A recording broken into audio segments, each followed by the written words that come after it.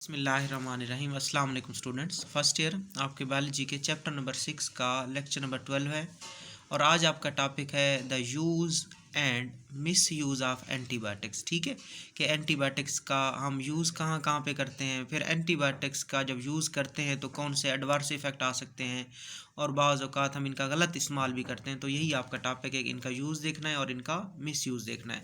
सबसे पहले एंटीबायोटिक जो है ग्रीक वर्ड है और ये दो लफ्ज़ों से निकला है। एक एंटी है जिसका मतलब अगेंस्ट होता है, खिलाफ, और बायोस का मतलब लाइफ। तो एंटीबायोटिक्स क्या है, ये लाइफ के अगेंस्ट होती हैं। किसकी लाइफ के अगेंस्ट होती हैं?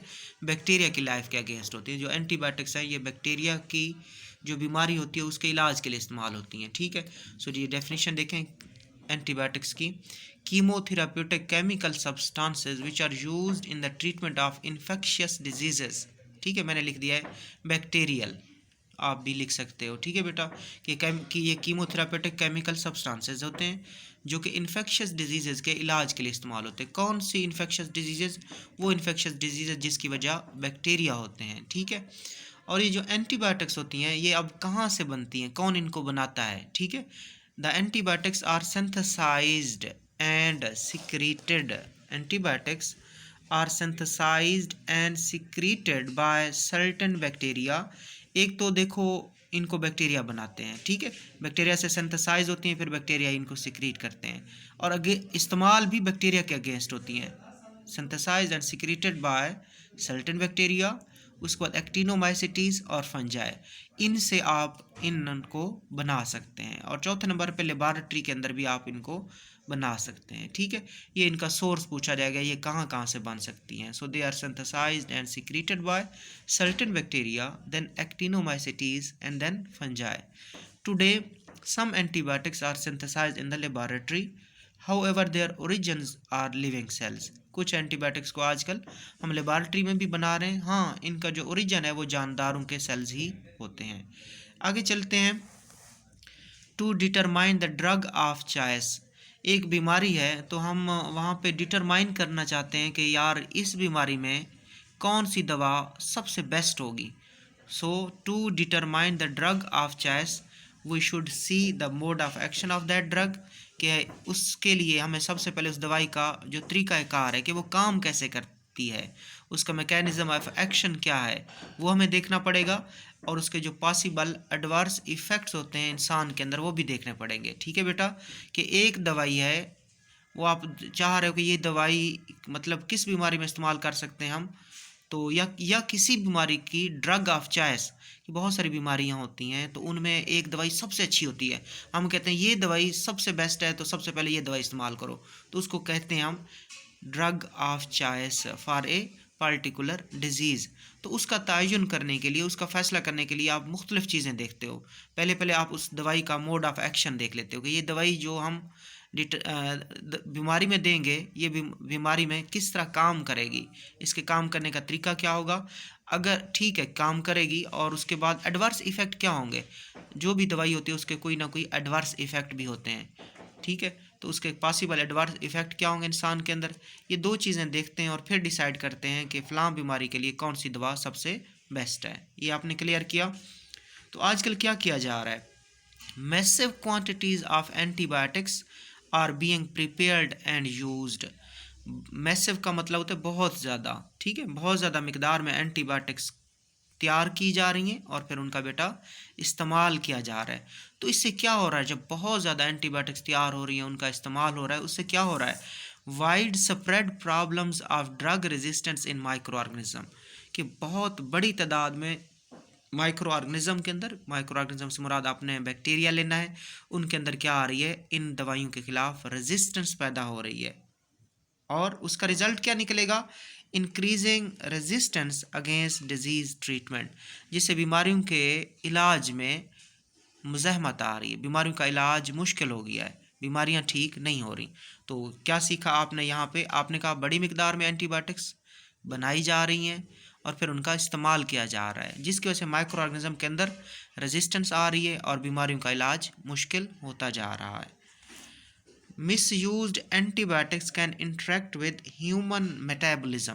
ये जो मिसयूज्ड एंटीबायोटिक्स होती हैं ये क्या करती हैं, इंसान के मेटाबॉलिज्म के साथ क्या करती हैं, इफ़ेक्ट करती हैं, इंट्रैक्ट करती हैं, ठीक है। उसके बाद सवेयर केसेस में ये डेथ भी करा सकती है इंसान की। अब आपने एंटीबायोटिक गलत इस्तेमाल कर दिया, गलत प्रेस्क्राइब कर दिया डॉक्टर ने एंटीबायोटिक्स, तो वो जाके इंसान का जो मेटाबॉलिज्म है, मेटाबॉलिज्म कहते हैं केमिकल रिएक्शंस को, तो वो जाके इंसान के जो केमिकल रिएक्शन होते हैं उनके साथ जाके तामुल करती है, उनके साथ जाके इंटरफेयर करती है, और शदीद हालतों में सवेयर केसेस में उस इंसान की डेथ भी करवा सकती हैं। अब हम मुख्तलिफ एंटीबायोटिक्स देखते हैं बेटा, और देखते हैं कि उसके कौन से एडवर्स इफ़ेक्ट आते हैं, और ये आपके इम्पॉर्टेंट एमसीक्यूज़ हैं। 3 एंटीबायोटिक्स देखते हैं हम, और उनका फिर पॉसिबल एडवर्स इफ़ेक्ट देखते हैं, ठीक है। सबसे पहला जो ग्रुप है एंटीबायोटिक्स का, पेनिसिलिन है। और याद कर लें एमसीक्यूज़ के लिए, पेनिसिलिन एलर्जिक रिएक्शन काज करती है। पेनिसिलिन एलर्जिक रिएक्शन पेनिसिलिन, दोनों तरीकों से एमसीक्यूज़ बन चुका है पहले कि एलर्जिक रिएक्शन किस एंटीबायोटिक की वजह से होती है, पेनिसिलिन, या पेनिसिलिन क्या करती है, एलर्जिक रिएक्शन। और एलर्जिक रिएक्शन का बेटा आपको पता होना चाहिए कि एलर्जी क्या होती है, ये बॉडी का अनयूजुअल रेस्पॉन्स होता है, ठीक है। बॉडी के जो अनयूजुअल रेस्पॉन्सेज होते हैं किसी भी स्टिमुलस के लिए, हम उनको एलर्जी या एलर्जिक रिएक्शंस कहते हैं। आगे है स्ट्रेप्टोमाइसिन एंटीबायोटिक। स्ट्रेप्टोमाइसिन एंटीबायोटिक ये क्या करती है, इफेक्ट ऑडिटरी नर्व, ये एक क्रेनियल नर्व होती है। आप कहते हो कि क्रेनियल नर्व के 12 पेयर्स होते हैं, और क्रेनियल नर्व ब्रेन से अराइज होती हैं या ब्रेन को लीड करती हैं, उनको क्रेनियल नर्व्स कहते हैं। और उन क्रेनियल नर्व में से एक नर्व ऑडिटरी नर्व भी है, ठीक है। और ऑडिटरी नर्व का ताल्लुक समात से मुतल्लिक होता है, ये हमें सुनने में मदद देती है, ठीक है। और तो स्ट्रेप्टोमाइसिन इफेक्ट करेगी ऑडिटरी नर्व को। जब ऑडिटरी नर्व इफेक्ट हो जाती है, वो ख़राब हो जाती है, तो हमें डेफनेस होती है, तो हम सुन नहीं सकते, ठीक हो गया। सो एमसीक्यूज आएगा, streptomycin effect which nerve, auditory nerve, and it causes the deafness.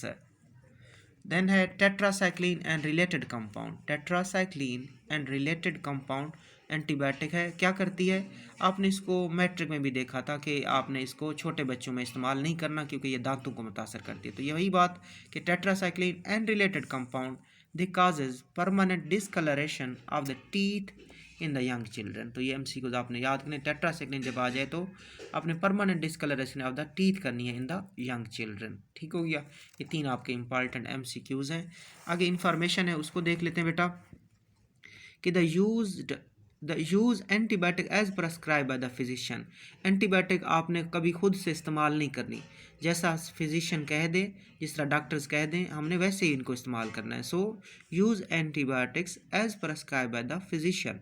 Physician जिस तरह आपको कहे, आपने एंटीबायोटिक का इस्तेमाल वैसे करना है। Take dose at regular interval and complete the treatment as advise by the doctor. कि जिस जिस टाइम डॉक्टर ने कहा हो कि सुबह खानी है, दिन को खानी है, या सुबह शाम खानी है, वैसे खानी है, और कितनी खानी है आपने वैसे उसको फॉलो करना है, कितने दिन के लिए खानी है उसको भी फॉलो करना चाहिए। So take dose at regular interval, कि जो डोज आपने लेनी है, उसकी मिकदार आपने लेनी है, उसको रेगुलर इंटरवल के ऊपर लें। And complete the treatment as advise by the doctor. अगर डॉक्टर ने कहा 5 दिन इस्तेमाल करनी है तो आपने 5 दिन, 7 दिन का कहा है तो 7 दिन, 2 दिन का कहा है तो 2 दिन। सो ट्रीटमेंट जो है वो आपने मुकम्मल करनी है as advise by the doctor, जैसा कि डॉक्टर ने एडवाइस की है। ये बेटा आज आपका टॉपिक था, इम्पॉर्टेंट टॉपिक था, लॉन्ग क्वेश्चन भी बनता है ये, और बहुत सारे एमसीक्यूज शार्ट भी बनते हैं। The use and the misuse of antibiotics. अल्लाह हाफिज़।